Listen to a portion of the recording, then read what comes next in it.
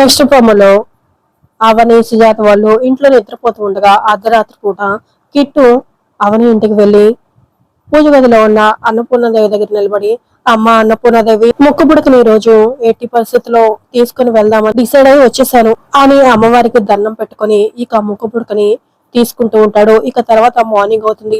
అవని పూజ చేద్దామని అమ్మవారి దగ్గర కూర్చొని పూలు పెడుతూ అలా చూడగా అక్కడ ముక్కు పుడక కనిపించకపోవడంతో అవని ఒక్కసారిగా షాక్ అయిపోతూ, అమ్మవారి ముక్కు పుడక కనిపించట్లేదేంటి, ఏమైంది అని కంగారు పడుతూ అవని ముక్కు పుడక కోసం అక్కడే వెతుకుతూ ఉంటుంది. అందులో సుజాత ఇల్లు చిమ్ముతూ అవని కంగారం చూసి వెంటనే దగ్గరికి వెళ్లి, ఏమైంది అవని, ఏం వెతుకుంటున్నావు అని సుజాత కూడా అడుగుతూ ఉంటుంది.